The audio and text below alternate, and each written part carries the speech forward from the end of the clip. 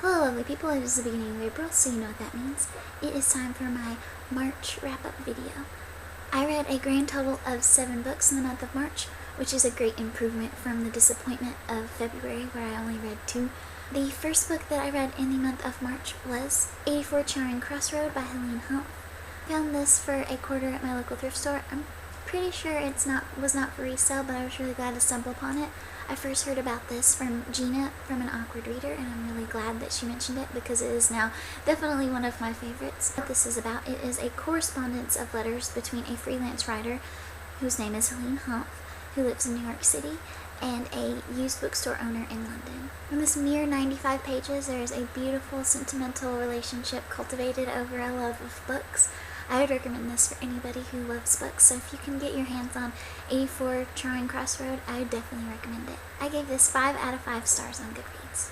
The next book I read in the month of March was Mr. Penumbra's 24-Hour Bookstore by Robin Sloan. If you have read Ready Player One, it has a very similar feel to it, but it is set way more in modern times rather than in futuristic times. It is just a nerdy, delicious novel with great characters. If you are looking for a more in-depth review of this book, Laraine and Priscilla at The Readables both did great reviews of these books recently, and I will leave those links in the description. But I really loved this book, and I would also recommend this for anybody who is also a lover of books or typography, and I gave it 5 out of 5 stars on Goodreads.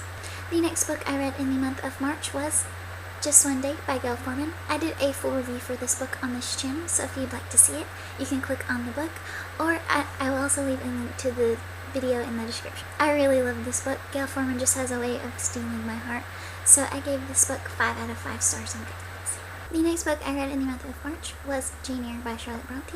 I don't have the physical copy right now because I've lent out the book, but I really enjoyed it. It is probably one of the most beautiful love stories I've ever read, but it was great because it was really about the characters and not just about the romantic possibility.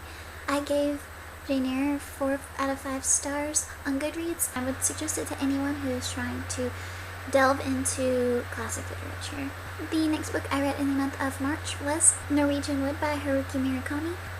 I did a full review of this alongside Just One Day, so that link will be in the description below, and you're also welcome to click the book. As I said in my review, I think this book is slightly comparable to Looking for Alaska by John Green, but for a more mature audience. So if you're in your early 20s and you really love Looking for Alaska, I think this book is very relatable to that age group and very similar.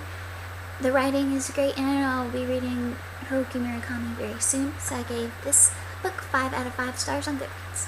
The next book I read in the month of March was Fun Home by Alison Bechdel. This is a graphic novel memoir, and I really love reading memoirs in graphic novel form, and this one was no exception. It is the story or the portrayal of Alison Bechdel's relationship with her father and their connection via literature and their homosexuality. It was just this beautiful, heavy memoir. I gave it 4 out of 5 stars on Goodreads. Some of the literary references kind of went over my head, and I couldn't relate to the characters as well as I would have liked to, but they were still very, very interesting characters.